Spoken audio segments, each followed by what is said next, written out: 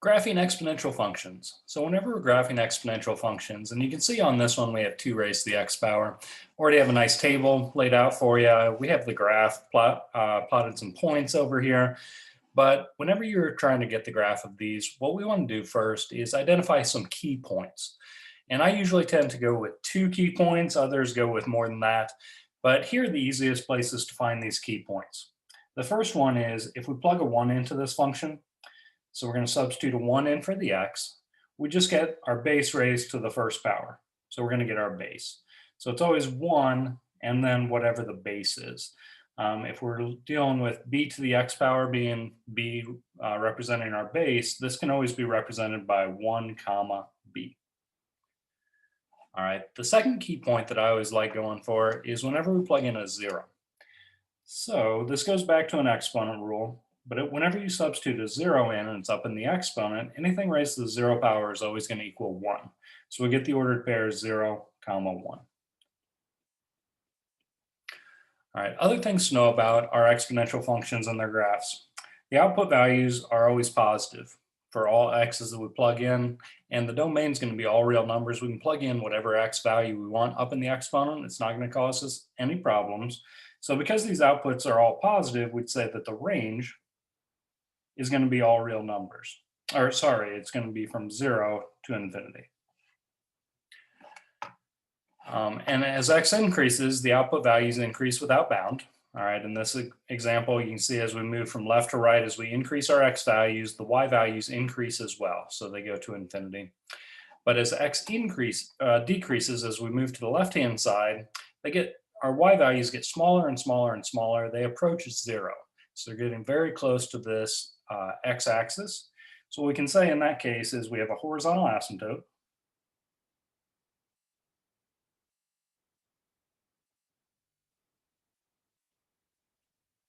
At y equals 0, or the x-axis. All right, let's take a look at one more example on this. Identify some key points and get a nice graph going for g of x equals 1/2 raised to the x power. So our key points, again, are going to be that 0, 1. Plug in a 0, 1/2 raised to the 0 power is going to equal 1. A second key point on this is we could always get 1 comma whatever the base is, 1 comma 1/2. 1/2 raised to the first power is just equal to 1/2.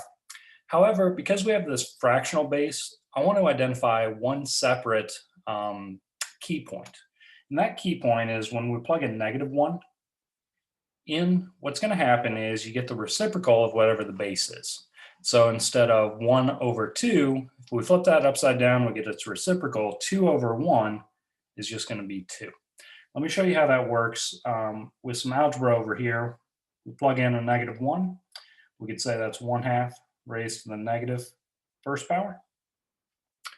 Now what we're allowed to do is bring that exponent to the inside here and get rid of our set of parentheses if we multiply each of the exponents on the inside by it. So 1 to the negative first, 2 to the negative first.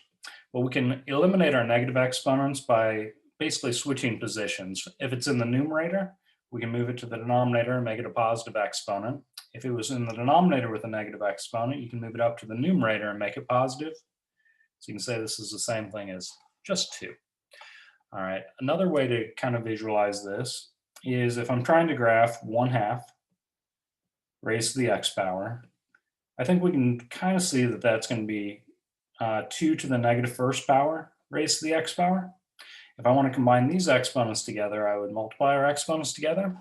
So the graph of 1/2 raised to the x power is equivalent to the graph of 2 to the negative x power. So we could start out with 2 to the x power, the graph up above here, and think of this as being a transformation. We have a negative attached directly to the x, and I understand that getting here can be a little bit tough for students to get there, but hopefully you understand the step that I rewrote our 1/2 as 2 to the negative first, combine these exponents together. So what happened there was I multiplied them. Now we have a negative attached directly to x. That's going to be a horizontal transformation. It's going to be a reflection about the y-axis. All right, you don't have to do this, but identify your key points. So if I want to plot our graph here, I'm going to go with these key points of 0, 1, 1, 1/2, and -1, 2. Now with an online homework system, it much prefers these integer key points as opposed to the 1/2.